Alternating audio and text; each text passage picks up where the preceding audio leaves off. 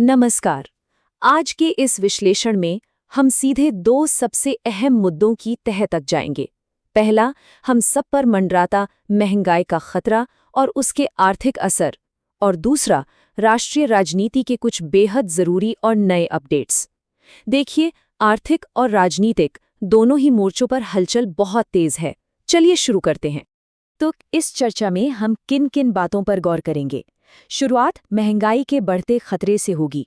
WPI और CPI का फर्क समझेंगे, ऑयल क्राइसिस और सप्लाई शॉक को जानेंगे।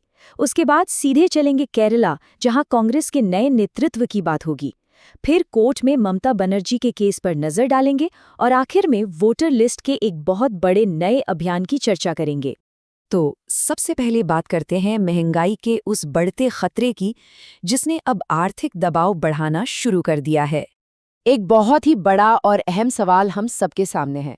क्या महंगाई का बॉम्ब सच में फूटने वाला है? दरअसल दुनिया भर में जो टेंशन्स और अनिश्चितता बनी हुई है ना, उसने पेट्रोल, डीजल, गैस और फर्टिलाइजर्स की कीमतों को ऐसे स्तर पर पहुंचा दिया है जो पहले कभी नहीं देखा गया। और इसका असर वो तो रोजमर्रा की जिंदगी में पहले से ही दिखने लगा है। सुबह की चाय को ही ले लीजिए, अमूल और मदर डेयरी के दूध की कीमत 2 रुपए बढ़ चुकी है। मुंबई में जो लोग गाड़ी चलाते हैं, वहां 12 लाख से ज्यादा वाहनों के लिए CNG अब 2 रुपए महंगी होकर 84 रुपए प्रति लीटर हो गई है। और यहां तक कि सोने और चांदी पर इम्पोर्ट ड्यूटी 6% से सीधा, जी हाँ, सीधा 15% कर दी गई है। यानी बोझ अब हर घर तक पहुंच रहा है। अब आर्थिक आंकड़ों की थोड़ी टेक्निकल साइड को समझते हैं। आखिर WPI और CPI होते क्या हैं? अगर हम थोक महंगाई यानी होलसेल प्राइस इंडेक्स को देखें तो इसमें एक भारी उछाल आया है। मार्च में जो आंकड़ा 3.88% था, ध्यान दीजिएगा, वो अप्रैल में सीधा उछलकर 8.30% पर पहुंच गया। ये पिछले 42 महीनों का सबसे ऊंचा स्तर है। और इसके पीछे सबसे बड़ा कारण क्या है? ईरान और US के टकराव के बीच कच्चे तेल की आसमान छूती कीमतें। चलिए इन आर्थिक शब्दों की उलझन को थोड़ा आसान भाषा में समझते हैं। दरअसल WPI का असर सीधे तौर पर उन कंपनियों और व्यापारियों पर पड़ता है जो भारी मात्रा में कच्चा तेल या अनाज जैसा रॉ मटेरियल खरीदते हैं। जबकि दूसरी तरफ है CPI यानी कंज्यूमर प्राइस इंडेक्स। इसका असर सीधे आम नागरिकों पर होता है, यानी हम और आप पर, जो रोजाना की जरूरतों जैसे दूध, कपड़े, किराया और पेट्रोल के लिए सीधे खुदरा कीमतें चुकाते हैं। अब ये आंकड़ा देखिए, जो वाकई थोड़ा चिंताजनक है। 3.48%। अप्रैल महीने में रिटेल महंगाई दर इस स्तर पर पहुंच गई, जो कि पिछले 13 महीनों का सबसे ऊंचा स्तर है। इसका सीधा सा मतलब ये है कि ये महंगाई का बोझ अब धीरे धीरे ही सही, लेकिन आम नागरिकों के कंधों पर आना शुरू हो गया है। अगर हम दिल्ली के बाजारों की जमीनी हकीकत देखें तो ये आंकड़े सच साबित होते हैं। किचन के अहम सामानों की कीमतों में भारी इजाफा हुआ है। चावल 10 से 20 रुपए, तेल 12 रुपए, सोयाबीन की 20 किलो की बोरी 300 रुपए महंगी हुई है और चीनी पर भी 2 रुपए बढ़े हैं। हालांकि एक छोटी सी राहत यह है कि आटे और दाल की कीमतें फिलहाल स्थिर हैं, लेकिन बाकी चीजों ने बजट तो हिला ही दिया है। तो आखिर इस महंगाई का मुख्य कारण क्या है? आइए तेल संकट और इस सप्लाई शॉक को डिटेल में देखते हैं। देखिए, RBI के पूर्व गवर्नर D सुब्बाराव और आर्थिक विश्लेषक मिलिंद खंडेकर बताते हैं कि महंगाई मुख्यतः 2 तरह की होती है। एक होती है डिमांड शॉक, जो तब आती है जब लोगों के पास पैसा ज्यादा हो और मांग अचानक बढ़ जाए।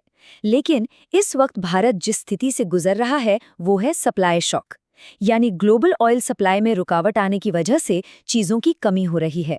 और सबसे डराने वाली बात यह है कि अगर आम धारणा ये बन गई कि महंगाई अब ऐसी ही रहेगी, तो स्थिति और भी ज्यादा गंभीर हो सकती है। 85%। एक बार इस नंबर पर गौर कीजिए। ये दर्शाता है कि भारत कच्चे तेल के आयात यानी इंपोर्ट पर कितना ज्यादा निर्भर है। यही वजह है कि जब भी स्ट्रेट ऑफ हॉर्मोज पर ग्लोबल सप्लाई में कोई भी रुकावट आती है, उसका बिल्कुल सीधा और भारी असर हमारी अर्थव्यवस्था पर पड़ता है। और अब एक ऐसा आंकड़ा जो वाकई चौंकाने वाला है, 1000 करोड़ रुपए। ये वो नुकसान है जो भारतीय तेल कंपनियों को उठाना पड़ रहा है, वो भी हर रोज। दरअसल वो अंतर्राष्ट्रीय बाजार से महंगे दाम पर कच्चा तेल तो खरीद रही हैं, लेकिन अभी तक डोमेस्टिक पेट्रोल पंप्स पर कीमतें नहीं बढ़ाई गई हैं, जिसके नतीजे में ये भयानक नुकसान उन्हें झेलना पड़ रहा है। इस स्थिति की गंभीरता को कोटक महिंद्रा बैंक के संस्थापक उदय कोटक का ये बयान बिल्कुल साफ कर देता है। उनका मानना है कि तेल कंपनियों ने अब तक तो एक शॉक अब्जॉर्बर का काम किया, लेकिन अब पुराना सस्ता स्टॉक खत्म हो चुका है। सीधी सी बात है, अगर ईरान वॉर और ये जियोपॉलिटिकल टकराव तुरंत नहीं रुका तो आम जनता पर यह भारी आर्थिक झटका आना तय है। इससे बचा नहीं जा सकता। इस चिंता को थोड़ा और बढ़ा देते हैं आरबीआई के हालिया बयान। उन्होंने भी इन सप्लाई साइड के झटकों को आर्थिक विकास और प्राइस स्टेबिलिटी के लिए एक असली खतरा माना है। रिपो रेट को भले ही 5.25% पर स्थिर रखा गया है और रिटेल इन्फ्लेशन का अनुमान 4.6% लगाया गया है, लेकिन गवर्नर संजय मल्होत्रा ने साफ चेतावनी दी है। सप्लाई चेन पर जो मंडराते खतरे हैं, उसके कारण आर्थिक विकास धीमा पड़ने और महंगाई बढ़ने की पूरी आशंका है। खैर, अब अर्थव्यवस्था से थोड़ा हटकर राष्ट्रीय राजनीति की तरफ चलते हैं और नजर डालते हैं केरल में कांग्रेस के नए नेतृत्व पर। एक बड़ा बदलाव देखा गया है। पिनराई विजयन की सरकार पर जीत हासिल करने के बाद अब 61 वर्षीय वीडी सथेसन को केरला के अगले मुख्यमंत्री के रूप में चुना गया है।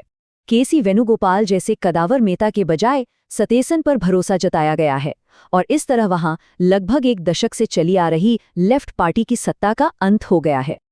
अब इस चुनाव में सबसे दिलचस्प बात क्या है? दरअसल केरला कांग्रेस दशकों से दो अलग-अलग धड़ों में बटी हुई थी, ए ग्रुप और आई ग्रुप।